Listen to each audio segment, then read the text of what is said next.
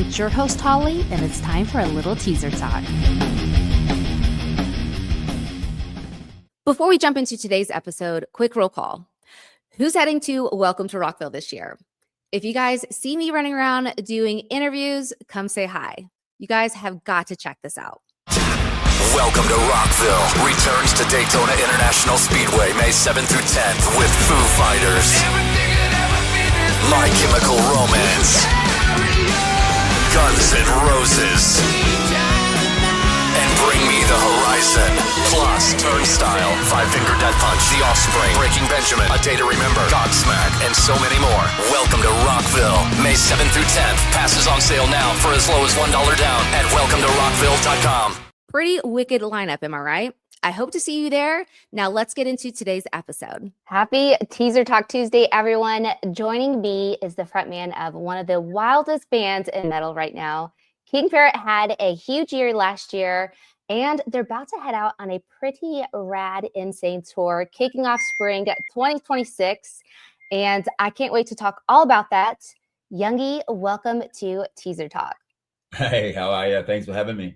I always feel so improper, like speaking with you guys from Australia, because I'm like, Youngy, I feel like such a hick or redneck. So apologies on my enunciation there. No, it was pretty good. It's pretty good. I mean, the G is usually, it's like Youngy. Youngy. Sort of like, yeah, I get a lot of American people love to pronounce the G, but it's not. So it's kind of like a sort of just slides off. But anyway, it's fine.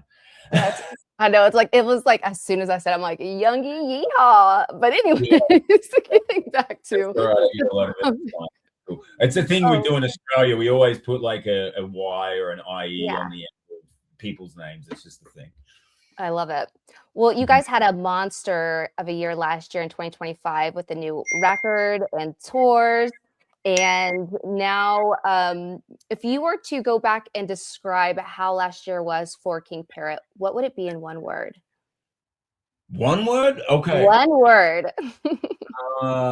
One word. Well, gee, that's tough. Wow,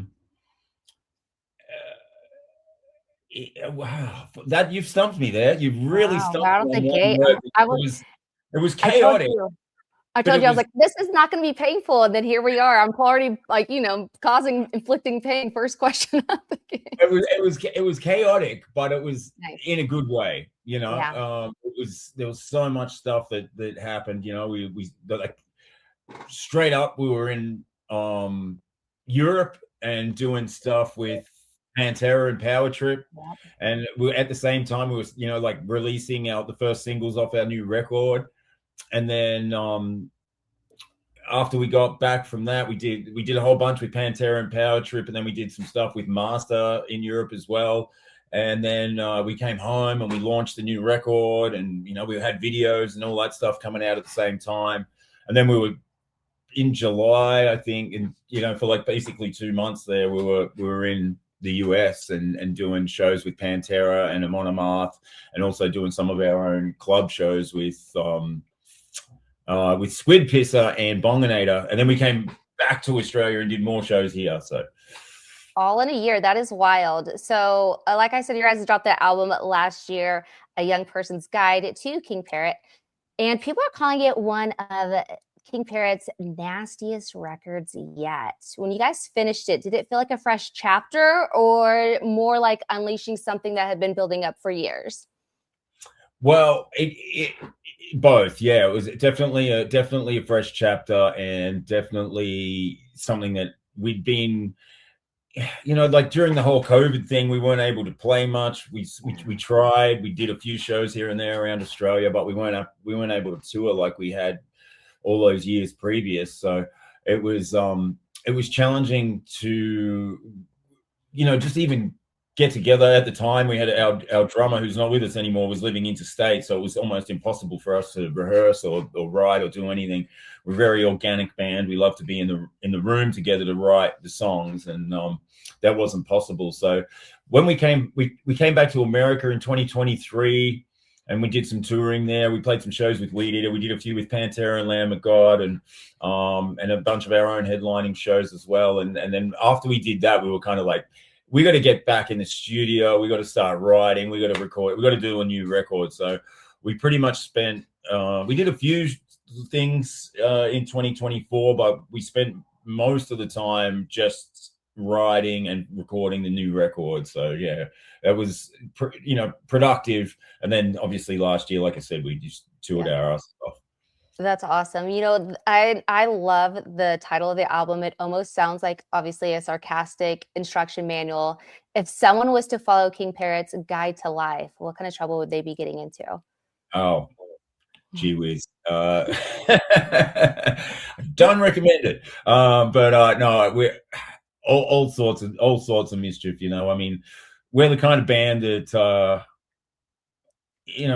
we take the music seriously. We love writing and we love creating and we love being in a jam room together, making the kind of music that we've become kind of known for, which is sort of visceral and harsh and intense, but it also has a lighter side as well, which has a bit of that Australian sense of humor and a bit of tongue-in-cheek attitude, which we're known for too. So it's always like a bit of a balancing act for us in terms of that. It's like, you know, we're having a good time, we're having a bit of fun, but we're also like playing this music that's really intense and full on. So I think that like when you kind of walk into the world of what we do, you can sort of see it in the videos and the way that we put stuff out there, that it's kind of tongue-in-cheek, but you know, the music is pretty serious. So you can expect a bit of everything from us if you walk into our little world, you know. I love it. Yeah, you guys definitely played off so well, like very well done in the sense of, like you said, chaos, but it's also serious at the same time with like a twist of like dark humor. I love it. So you guys are kicking off this year in 2026, busy as well, or I guess I should say the spring, with the tour that's about to start. So I'm thrilled to see that you guys are actually coming to my state. So I'm going to be catching you guys live in person in April. So thank you for considering and coming to Oklahoma. But you guys are touring. Yeah, I'll see you guys then. So you guys are touring with GWAR, which I love those guys. They've been on the show a couple of times, and Soulfly. So can we kind of chat a little bit about that tour? What should we expect? Or actually, is there going to be anything unexpected? Well, yeah, like for us, a couple of our guys are staying back on this tour. So there's just myself and our guitarist Squiz and our drummer Max. We're all coming over, and we've got Derek Engerman, who is ex-Cattle Decapitation. He plays in Scour, and Philip H. Anselmo and the Illegals. He's going to be filling in on bass for us. He's been like a long-term friend of ours for, I think the first time we toured with him was back in 2013 here in Australia with Cattle Decapitation. So so we've got him joining the ranks. So we're going to come and start doing some rehearsals next weekend down in Louisiana and get him up to speed. We've been kind of doing like Zoom jams and stuff with him, and he's such a professional, and we can't wait to get up and jam with him. So that's going to be something different for us. But super exciting as well. But yeah, like we've got a long history with Soulfly. We've toured with Soulfly in the past, and I've done some guest vocals on a Soulfly record back in maybe it was 2015 or 16. I did some stuff with Max Cavalera, and we've always been great friends with the entire tribe. They were actually just out here in Australia, which was great. They did Soulfly and Nail Bomb. And then with GWAR, I mean, I think we played with GWAR back in 2014 at Soundwave Festival out here in Australia. But Tommy, who's the guitarist, and in Squid Pisser as well as in GWAR. So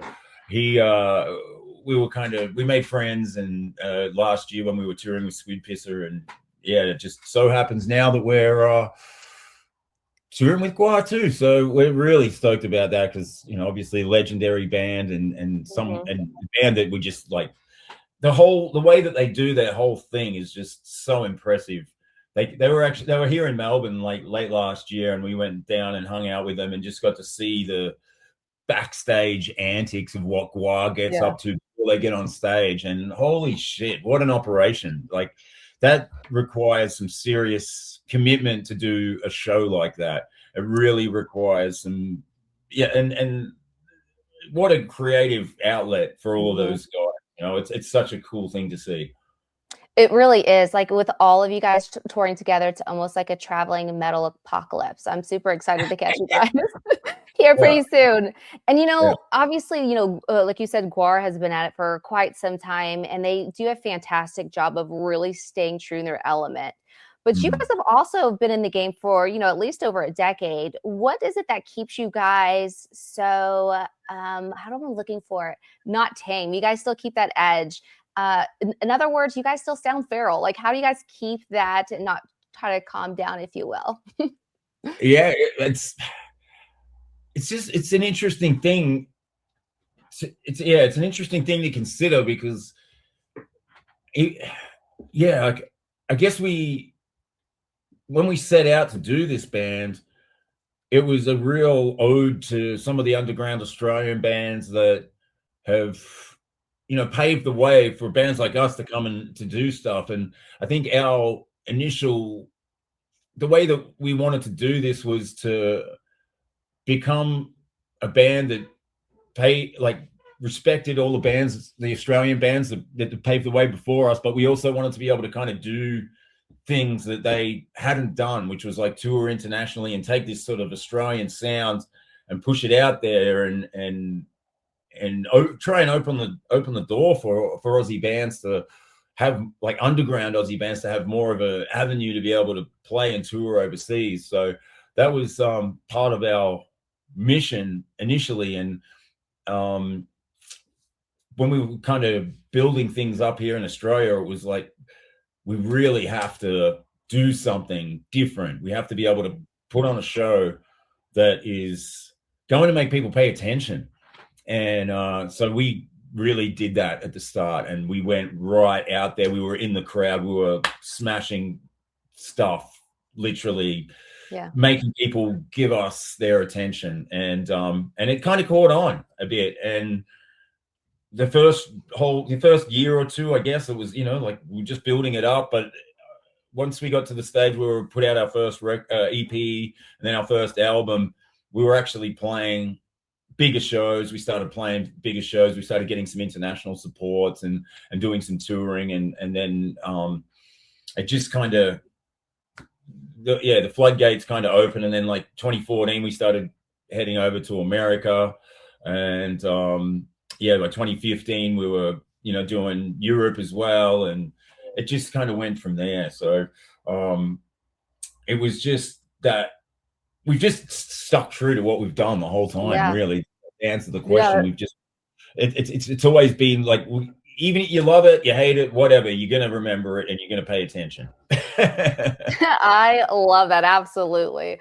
Well, let's roll into some Teaser Talk chaos questions. So these are kind of like fun, unhinged questions. Don't worry, it's nothing too crazy. Question number one is, what is the most unhinged thing you've seen happen in a crowd during a King Parrot show? Oh, gee, there's been a lot of unhinged things that have happened. Oh, wow. Definitely some sexual things between consenting partners have happened at the front of the stage. In the audience, I'm just like looking down going, what the hell are you guys doing? I've definitely been assaulted by members of the audience. I remember one night we were playing over in Western Australia, and one night this guy, things were getting a little bit aggressive, and he smashed a beer glass over my head. That was one. Yeah, that was that happened. But there's so many things that have happened because our shows are pretty out of control at times, especially in the smaller clubs and stuff. So 100%. Sometimes it gets loose, but then, you know, like we did a lot of bigger shows last year, and so we kind of have that distance from the audience, so it becomes a bit of a different thing. But when we play in those small clubs, anything goes. It's chaos. There's people, on stage, jumping off the stage, doing whatever. So we've had so many some memorable injuries from crowd members failing stage dives and crowd surfs and knee reconstructions and shoulders popping out, broken leg once. Yeah. Okay, well, you guys are wild. And when I see you guys next month, hopefully I'm just a spectator in this sport and I do not want to become one of your stories of broken bones. All right, so let's go to the next question. So obviously you guys are about to hit the tour. Realistically, what are the odds of someone from King Parrot ending up covered in alien blood by night 2 on tour? Super high chance of us being out there and covered in alien blood. Absolutely, but like 100% chance. I remember, so I've caught GWAR many times, but I've never was like in the pit, more of like media side, from side stage. It's a different experience. Well, one year I'd caught them at a festival and it was just one of those long media days where I was like, you know what, I think I'm gonna have some tequila and, relax a little. I got a little too relaxed and I was like, you know what? Fuck it. I want to go get space jizz all over my face. And I go out to the very front and I just get super soaked. I am telling you, like waterboarded. And coming back, like my whole entire, like everything was just covered. The crazy thing is I wear contacts. The dye had dyed my contacts pink. And I didn't have extra contacts. So the next day I was like walking around with pink eye, not the contagious, or whatever it is. Infectious pink eye, but it was like one of the funniest stories. Like even still to this day, I'll run into people and they're like, do you remember that one year you got pink eye from GWAR? I'm like, how can I forget? So that was pretty epic. That is that stuff. They actually, it was funny. They shipped all of that stuff from America to Australia when they were touring out here. Like they bring all of that stuff, so they've got a special concoction that I don't know actually has real pink eye stuff, but yeah, it was crazy. But luckily, it wasn't anything hazardous because I could still see, so that was good news.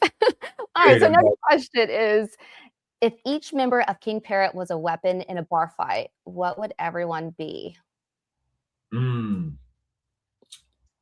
Well, I would say maybe I would be some kind of knife. I would say our guitarist Ari would be like some kind of bazooka, perhaps, like some high-powered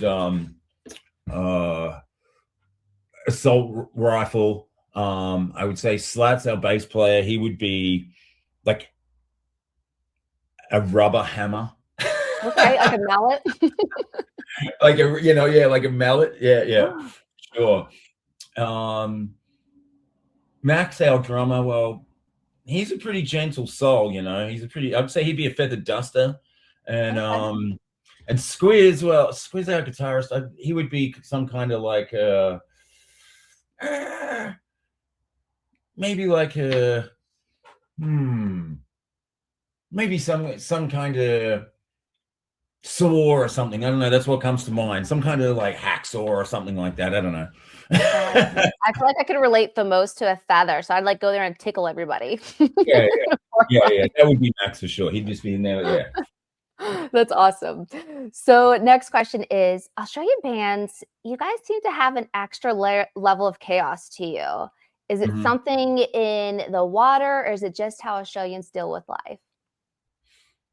Yeah, well, probably. I mean, I think the thing is, because we're so secluded, like we're so far away from everything, it's like, even if we want to fly up to, say, Indonesia, it's like a 6-hour flight, 7-hour flight. Over to New Zealand, it's like 3 or 4 hours. If we want to come and see you guys, it's 14 hours minimum on the plane. So I think there's that, speaking from our perspective anyway, there's this kind of, this like desperation, this kind of like, we want to get out of here. We got to get out of here and go and conquer, so that's sort of our way that we look at it. So I guess the chaos and that fuel and the drive for us comes from it's not easy to be an extreme Australian metal band and get out of the country and be able to tour internationally and do it comfortably. So Yeah. there's that aspect of it for us always, that it's like we're really driven. Well, we definitely appreciate the chaos that you guys bring 100%. So one last question before I let you go, because I know you have a crazy busy schedule preparing for tour, is, this is teaser talk. So we like to leave fans teasing some news, some things to look forward to. So I know you guys have the tour coming up. What does the rest of the year look like, and what can fans expect from King Parrot? Well, we'll come back after this tour, after the US tour, and we want to spend a little bit of time in the studio this year. We really want to start writing again. And so we're going to start getting some ideas together and start thinking about, what a new record is going to look like. We've got a new drummer. So last year, our new drummer, Max, came on board, and he's just been a revelation for us. And he is such a talented guy and someone that's going to really help us take King Parrot into the next chapter. And we've already done a little bit of writing, and it was just so easy just to write a song with him. So we're looking forward just to knuckling down in the studio and spending some time writing and getting our ideas together for a new record. But that being said, there's also going to be some more touring, maybe a little bit of Europe later in the year, and some Australian stuff without doubt. But I think there's going to be more of a focus of writing and getting some ideas together for a new record. That's kind of the plan, the rough plan for the year. Very cool. Well, Youngy, thank you again so much for joining me today. And everyone listening, make sure you catch them on the road in a few weeks or maybe later the year, wherever you are. Make sure you tune in and see them live. This is definitely a tour you guys do not want to miss. I know I will be there. So again, thank you guys for tuning in for Teaser Talk. Until next week, keep rocking. I hope you enjoyed this episode of Teaser Talk. Head over to teasertalk.com to subscribe so you don't miss out on another episode. Until next week, keep rocking.